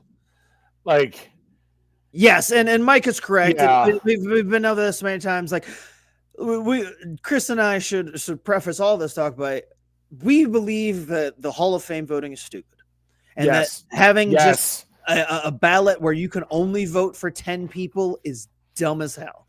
You should be able to vote for anybody that's on the ballot, and the answer should just be, like Mike pointed to, is the man a Hall of Famer? Yes or no? And that's Thank you, Mike. Thank you. So the answer for Torrey Hunter is yes, but under these stupid rules and the way that the Baseball Writing Association does this, he ends up probably being a no. And it probably ends up meaning that he doesn't get in for his career because of the way these things go, which is unfortunate, but it's the way that they do it. So I think Torrey Hunter misses it. Exactly. We do, but we both have Andrew Jones in there. Yep. Andy Pettitte. Nope. And I'm not just saying this because he was a Yankee. I don't. Is it the roids? It's partially that, but to me, if you put here's what I'm going to say: if you put Mark Burley in New York, then he would have this. Mark Burley got ignored because he played for the Chicago White Sox in very much the same way that if it wasn't in the spotlight. But imagine if Mark Burley had pitched for all those playoff teams and had done all those things on the New York stage and in the World Series, the conversation would be flipped.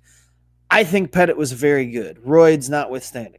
But I think that most of what his Hall of Fame resume is his postseason career, because in the regular season, he was just very good.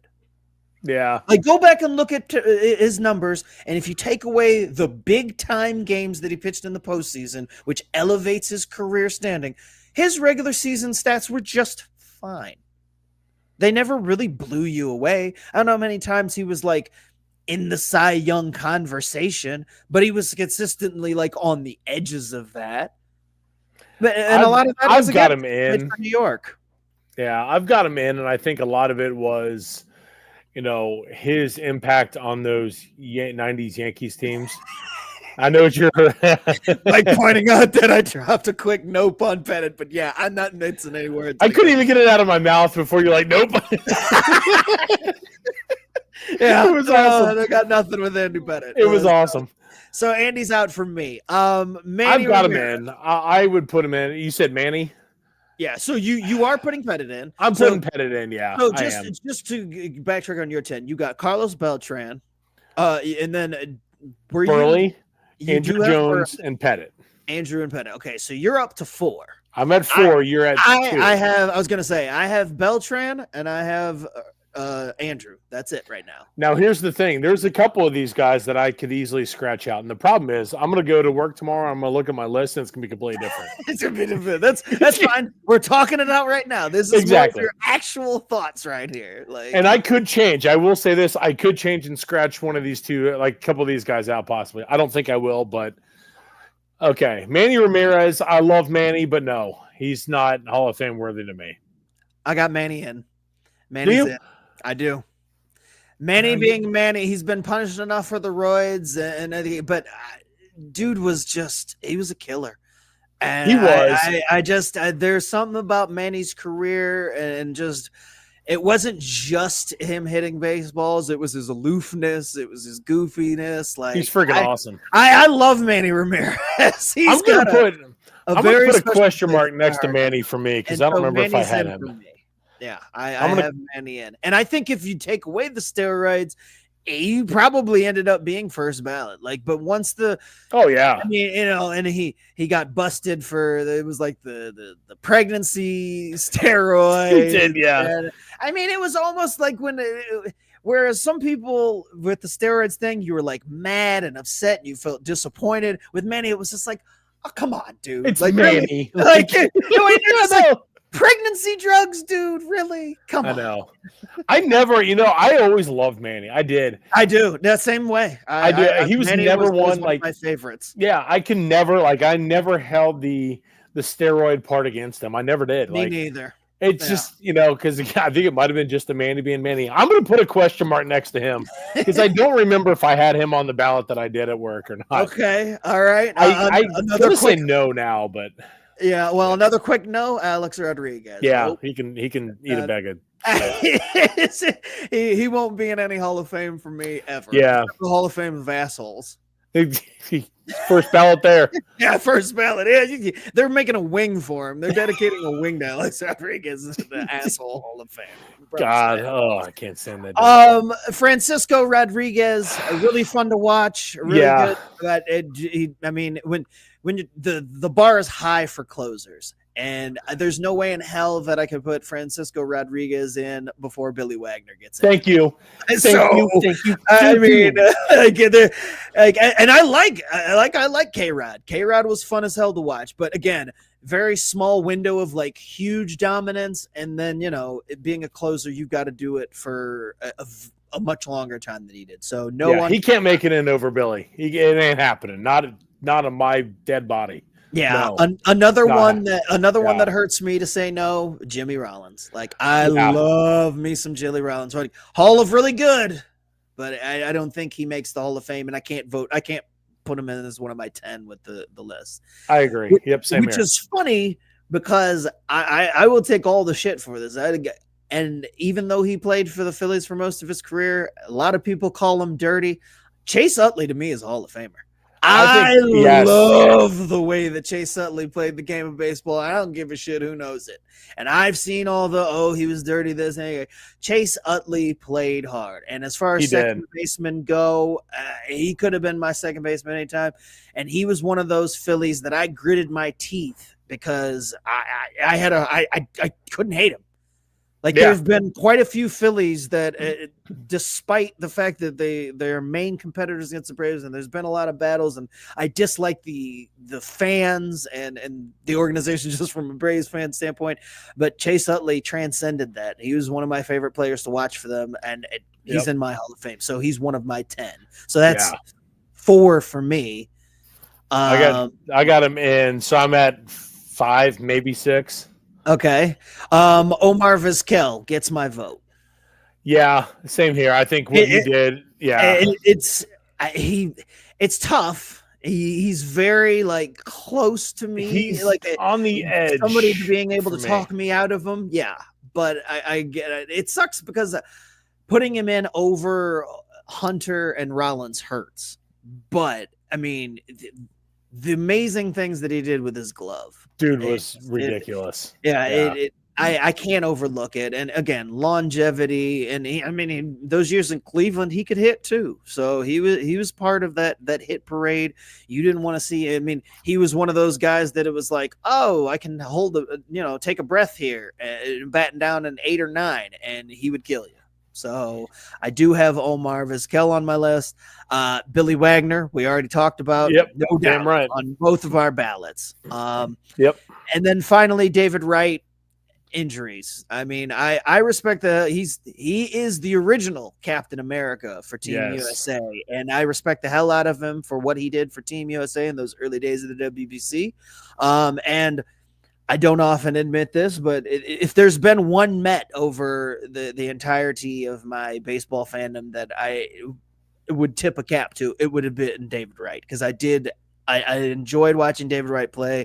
I thought but injuries overtook his career. The window wasn't long enough, and then it just kind of fell apart for him at the end, and he had to hang him up early. So he was one that I think if he had played another 5 years, he probably would have been in. But his body failed him, and so that's them's the breaks.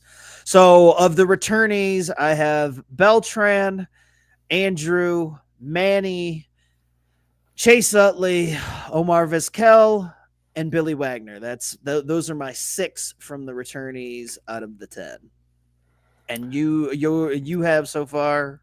I've got Beltran, Burley, Andrew Jones, Pettit, Manny ? Chase Utley, Omar, and Billy. Got it. So that's 7 for you with the question mark next to Manny. Yeah. Maybe 8. If I keep Manny in, that's 8. Keep Manny, it's 8. Okay, gotcha. All right, so then moving on to the newcomers. We already talked about Carlos Gonzalez. Cargo was fun to watch, but again, small window and just, not enough there. Curtis Granderson, Great. I like Curtis. I like Curtis Granderson. I don't even think great. Like, he was just really good. He was really good. Yeah, I just can't do it. But I could never see him in the Hall of Fame.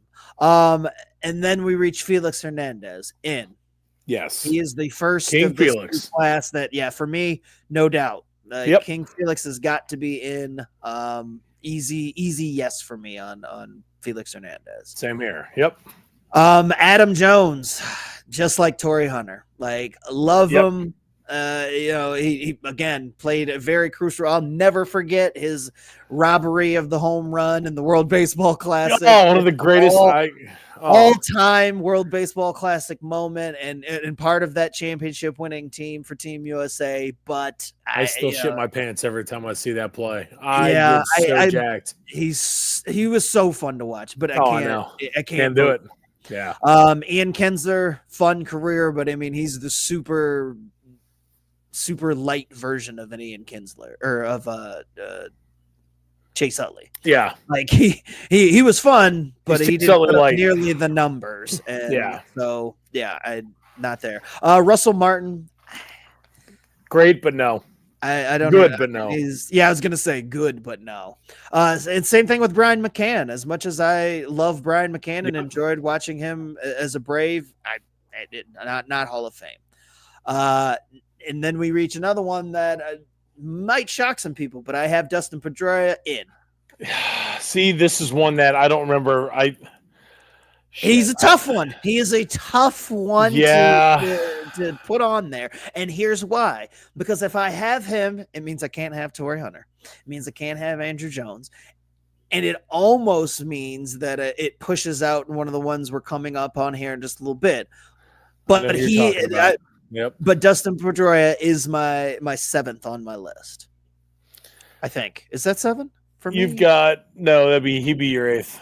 He'd be my 8th. Okay, because I was gonna say I'm looking at okay. The last 2 are on this list. So yeah. Shit. So Pedroia for you, you're at 8. So I want to say I've got him in over Manny. I think I do, but the problem is, this is where not having your notes and everything like that doesn't help you, because now I look like an idiot. And shit, what do I do? Oh man. Well, let's come back to Dustin, because I've been steadfast every single year. I've always done a snapshot of my Hall of Fame ballot that I've just that we're doing here basically, and I've always put it out there. And I've always had Mark Burley on there, so I can't go against that. Pettit, I want to say Pettit. I have kick him to the curb. I mean, I could to put in somebody like Dustin Pedroia. Yeah. That's what I'm saying. Like and that's the beauty of this, like being able to, that's what I love about doing this show, man, is we can talk stuff like this, but then you can talk through it. But then we can also talk about how stupid it is that we can't have. I mean, I'd be voting 15 guys in right now. Oh yeah, for sure. And I'm like, that's the way it should be, because these dudes are Hall of Famers, but I can only have 8. I can only have 10, and I'm struggling here because I've got like 13. Well, like I said, let's come back to Pedroia. Let's come back to it. Damn it. Okay. Hanley Ramirez. No. I love Hanley, but he will forever go down as the guy that some girl chose me over. So Hanley Ramirez will always be remembered as the guy that didn't get chosen that night, and it was me instead. I didn't. His girl. I did. Well, technically, she was mine. Well, she was yours, but I'm saying she was closer to being mine than his. But the fact that she chose me over somebody who had just signed a $200 million contract will never be forgotten by me. I will never forget when you told me that. I was like, there ain't no way. No way. Claim to fame. But no, and I enjoyed watching Hanley play, but man, he's another one who broke down as his career went on, and he ended up having to play first base. And I think if he had stayed shortstop and had stayed kind of athletic, if he had stayed like he was in his youth, he was on a Hall of Fame track. But no, his Boston years pretty much tainted all that. So yeah. Fernando Rodney, same deal. I mean, closer. It wasn't outstanding in that. He was just good. And here's where here's the person that pushes out Adam Jones and Torrey Hunter and was one of, like, my last one in is CC Sabathia. Yeah, I tried really hard to I tried really hard to not think about the Yankees aspect of it, because obviously that two things, but I'm like, he was just so good even when you factor in that. And I got to remember that it's very hard for guys, and not often that happens, where a big name guy goes into New York and actually produces at the level that he's supposed to. And he did it for a really long time. And while I may hate the Yankees, I really did like CC Sabathia a lot, especially before he went there. And I remember that year that he got traded from Cleveland to the Brewers, and he went just bananas, ape shit down the stretch there for the Brewers and willed them into the playoffs. And he had an incredible run there, and that's what led to him ending up with that big contract in New York. But I think his numbers are too much to ignore. So I do have CC in. Now, I know that he won't make it on the first ballot. Like, he's not making his first ballot guy. But I do think that CC ultimately ends up in the Hall of Fame. Which I'm kind of glad, because it gives me a chance to add him in next year, on my ballot, because I can't. I mean, I've got. Well, I know I'll be adding him in next year, because I've got 13 guys right now marked down. So I know he's in I'm in the minority of probably having him on this first one. And then we get to the slam. I would if I could. In all seriousness, like I wouldn't. That's the thing. And that's why it's dumb. I mean, that's why having the limit of 10 is just the dude's a Hall of Famer, hands down. Right. Like he's definitely a Hall of Famer. Yeah. And then Ichiro. Yes. There's no doubt in my mind that not only is he a Hall of Famer, he's just one of the best baseball players of all time, period, on this continent or otherwise. And so whatever ass clown out there who right now is saying, I'm not going to vote for Ichiro and insert whatever dumb reason he has here, you should have your vote taken away from you. 1,000%. Like, there's no reason that Ichiro shouldn't walk into the Hall of Fame. And he's one of those guys that I'm like, you could have lifted the 5-year thing for him. Like, I mean, the minute Ichiro started playing baseball, he could have just been in the Hall of Fame for me. He's that good. Yes. Everything right about baseball. I mean, he defines baseball for me in many ways. So he definitely should be in there. And then, Troy Tulowitzki and Ben Zobrist rather than and Tulo, fun to watch. Body failed him. Ben Zobrist was one of the best utility guys you'll ever think, but I don't think they're making utility wing in the Hall of Fame. So could you never have Tulo in? Could I never have Tulo in? Like, would you ever put him in or no? No, I don't think so because he just didn't play long enough. Like it was all due to injuries. Like those years that he did play, again, he was unbelievable. Yeah, like he was fun to watch. Like I remember having Tulo on some of my fantasy teams, and just when you played Colorado, you knew it's like, oh shit, Helton and Tulowitzki, like Jesus, man, that's and Cargo was there too. It's like when that lineup had those guys in it, it was a scary thing to navigate. But then Tulowitzki just started being injured. And then he went to Toronto and got absolutely wrecked on that turf, man. That's the problem. That ended what could have been a Hall of Fame career. So I mean, he had a hell of a start there in Toronto, but first ballot Hall of Great. Yes. Hall of damn, he's really good. Yeah. If only the window were longer. And like I said, and then Ben Zobrist, fun guy to watch, but I mean there's no way he put a Hall of Fame number. I know, yeah. It's cute he's on the ballot, and that's it. Yeah, you retired 5 years ago. Congratulations. Yeah. Oh, there we go. We'll put you on the ballot. So, my final 10, I have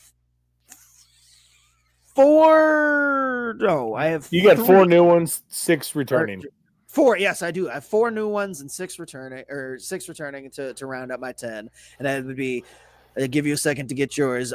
Felix Hernandez, Dustin Pedroia, CC Sabathia, Ichiro, and then Carlos Beltran, Andrew Jones, Manny Ramirez, Chase Utley, Omar Vizquel, and for the love of God, if Billy Wagner does not make it in this year, burn it. I'm going to lose my mind. Burn it all down. I'm going to lose my mind.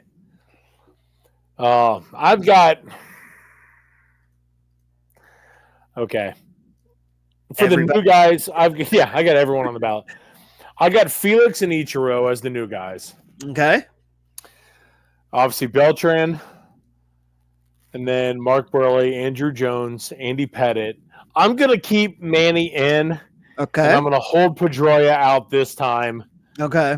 And then I'm gonna keep Utley, Vizquel, and Billy Wagner. So that's my 10.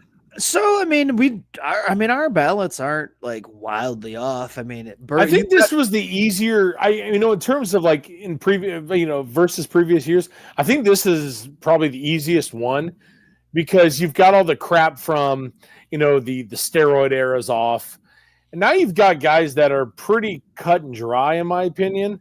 Yeah, compared to and I think the newcomers there's a lot of like hands down guys that you're just like they're just not good enough. Like I mean they're good, exactly. But like I wouldn't put them on the Hall of Fame if they were on this list and I could only vote for 10. It's like they probably wouldn't make it anyway. Yeah. Yeah. I mean, if I could vote for as many as I wanted, I would probably do a vote for a couple of them, but Tulowitzki, I would, but other than that, like no. I would throw Torrey Hunter a vote. Yes, same here. And Mark Burley probably would cross that threshold for me. I'd probably get him in there.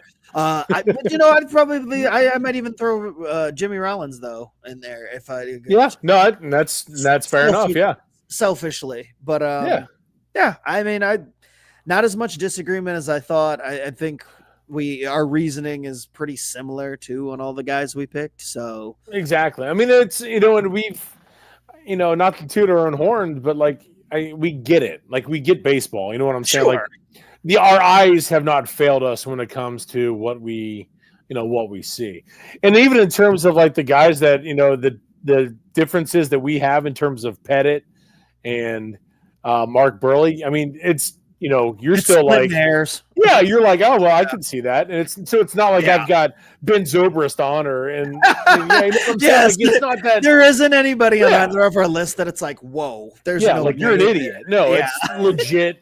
We've been able to figure out in terms of like, I'm going through a list here. Like, I mean, I would throw, if I could, I'd throw Troy Tulowitzki a vote, and I said that earlier. I mean, I would, but am I fine if he never gets in? I get it. To give him a vote, but his circumstances being what they are, and exactly just like David Wright. I mean, he's just like David Wright in that. It's like bingo. It really fun to watch. Hall of Fame trajectory. Definitely could have it, but the body broke down. And part of it is collecting stats. Like exactly. Just don't have that on the resume, and it's unfortunate because again, guys that I really enjoyed watching play and did so at the highest level for a really nice window there. Like it wasn't just like a 1 year off or anything like that. Like they were consistently good for 5, 6, 7 years, but that's not good enough in terms of getting in the Hall of Fame, and especially when you're limited to 10. So exactly, it's stupid. Well, I think that is a great place to leave this episode. I know that we talked about it leading up to the show, but man, I needed this. Like this was fun, and I like talking baseball. Just when the games are going on is fun, but I like the speculation and the being able to break down all the stats after the fact. I know, and being able to talk about the awards after they've been handed out. Like this is baseball talk at its finest. So yes, I appreciate it, and we appreciate you guys joining us for this episode of Backwards K. We're gonna try to do better about getting in there weekly, but with the holidays coming up, I make no fucking promises. The Wonder Meetings coming up here soon. We'll have signings at some point, and I got Chris and I will be back when there's more to talk about. It may not be next week. It could be next week, but we're working on some things behind the scenes. We're trying to get some interviews set up and get some things to make sure that we've got some stuff to talk about. But again, thank you guys for joining us. We'll definitely have one the Monday of the winter meetings because that'll be smack dab in the middle. Oh yeah, for sure. I was gonna say, like I said, in 2 weeks. Yep, 2 weeks for the winter meetings, and we'll make sure we cover it. Like I said, by then we'll have some signings. But if some big things happen in the next 6 days, we'll be right back here next Monday. We appreciate you guys for joining us. You can find us on all your platforms for podcasting: Facebook, Twitter, anywhere you find podcasts, you can find us there. The Impact Sports Cincinnati Network, and of course the Craft Brewed Podcasting Sport Network. And you can find our show on YouTube. If you didn't catch us live, catch us there. And we're here as many Mondays as we can be. For Chris, I am Scott. We appreciate you listening. This has been Backwards K. We'll catch you soon. Peace.